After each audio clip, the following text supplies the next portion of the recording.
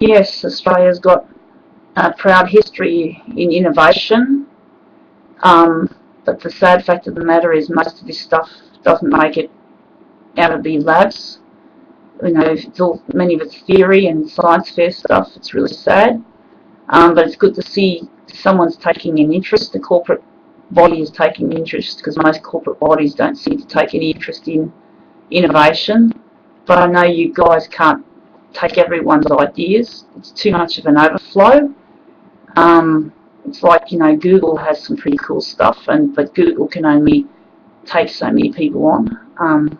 There seems to be so little jobs for innovators. Many of them end up in, you know, working in supermarkets and, you know, stacking shelves. They'll do any jobs, and university grads don't seem to have any work future. I've spoken to some, and they just come across as really detached because of what has happened in their lives and there's a certain condition that's been vilified and treated as a disorder, but it's not. I don't think it's a disorder. I think it's a blessing.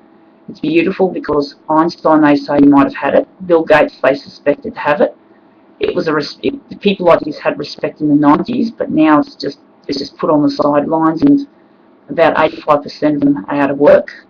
They want to fix problems like global warming, and they want to alert people, and they want to you know, deal with problems, you know, like they try to do. A lot of them are on YouTube doing videos on how to repair things that normally don't get repaired, and they're amazing, but they don't have work, and they also don't have much in the way of friendship. People with Asperger's syndrome have been, I guess, conditioned to think that they're not worth much, because they're trying to mix with the regular people, and the regular people seem to be giving them a harder time and teaching them to conform, but they go mad.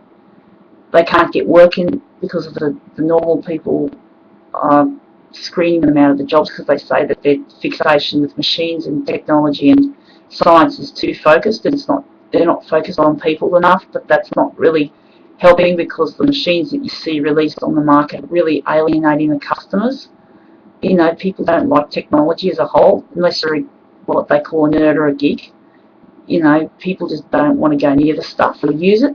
The thing is, that's the thing, if the machines were easier to use, if they just were a tool and people just use it and they can just spend more time doing what they actually like, such as, you know, if they just want to, you know, take a photograph and email it to somebody, if it takes 10 minutes to work out how to do it, well, you say the technology's failed and it's actually annoying the customer. It's a disruption. They want to just send the photo of their little baby to their mother or their father, whatever, or, you know, whoever relatives, and then they have to, but then after that, that's it. That's as far as it goes. It should only take like no more than a minute or two. It should be easy, but if they're spending 10 minutes of their own precious time messing with machines, which they don't tend to enjoy, well, that's about 9 minutes off their social life, because they are very focused on social gathering. But the thing is, they've taken over the industries as a general rule, and they seem to be driven by money and greed, but they can learn not to be. But they've screened out, I mean, millions of people around the world who could work, and they're actually making these people cost taxpayers money in welfare. 85%, I think I said, are out of work because of this culture. Back in the 90s, it was a different story. Innovation was the big buzzword. The internet was new, and it was all exciting, and there was something euphoric about it. And the thing is, I'd like to return that, but the thing is, I don't know whether I could actually get these people any influence to walk into a job just like they used to.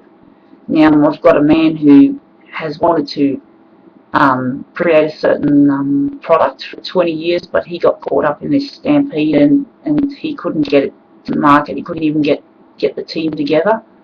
And the team, as we know it, is just around the world, or fragmented like all the other nerds. That's what they're called, nerds and geeks. And I have a lot of faith in them, even though many of them are unemployed and are displaying antisocial or unsociable behaviours. I have faith that if you show them a little respect and a little love, you can actually get them to work. And most of them are single.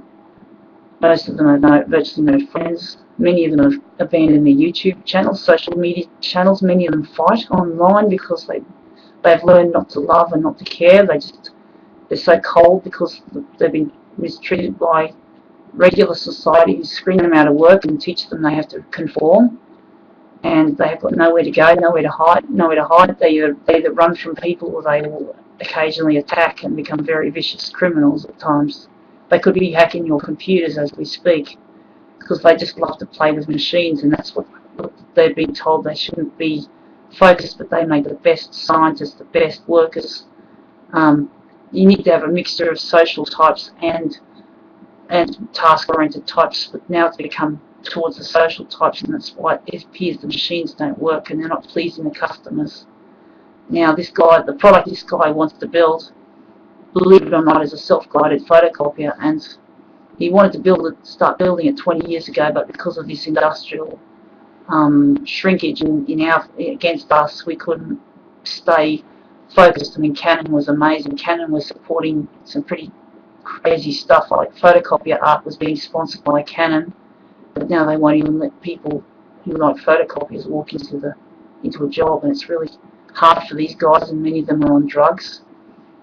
And I sort of want to show them my work, but many of them won't connect on YouTube or anything, and they're so depressed. And I actually accessed some people down the road and gave them some of my demos. They were very crude, raw MP4 demos, and they actually responded very positively to the work, and they actually started to wake up, and they remembered what they were into when they're youth. But the problem is they still are at a loose end, and they haven't got an industry. So this guy wants to basically get them connected somehow, and even get my work spewing through the TV screens to wake up the ones who can't be accounted for online, and it just takes too much time anyway.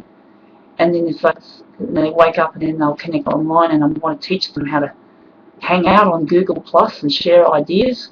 So if they want to join in and build this photocopier, they can share ideas on how to do it.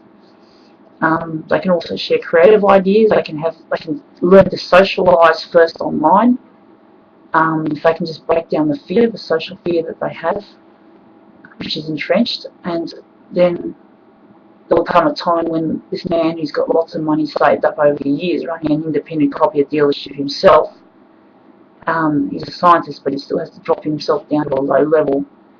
And then what he wants to do is he wants to somehow locate these guys and use some of that money to arrange for transport and visas and that, and supply employment opportunities for around 1 million people, and they can then just be taken out of the general populace, because we feel that we're not wanted anyway, and we don't really enjoy being with them either. And we just take them away and just put them into, say, I don't know, somewhere out west, semi-rural, build it like a big city, and then we could sort of have a form of detachment, and then one day, when the product is ready to release, then we'll have something to give to the world and to society, and then that I think will be a peace offering. But if we haven't got any jobs or any money or any power, well, we can't give them any kind of gift to sort of say, look, so we can't prove ourselves as productive workers unless we have a physical object to give them. This self-guided photocopier is what we want to give them, but it's not physically there. It hasn't been invented. It was almost like a miscarriage. Another thing to note also is renewables. Did I mention renewables? Sorry. Extremely important. We've got no time to fuss with what we have now, and we're beyond tipping point. And the electronic waste, that's another thing that this copier team wants to solve, is the ethics of disposal. And if this machine's designed to last 25 years and just have key components and software changed, you will have less to dispose of, less to recycle. It's good. Anyway, I better take it off, and anyway, keep the innovator work going, alright, because we need it, okay, to get out of this global financial and all the rest. Alright, enjoy.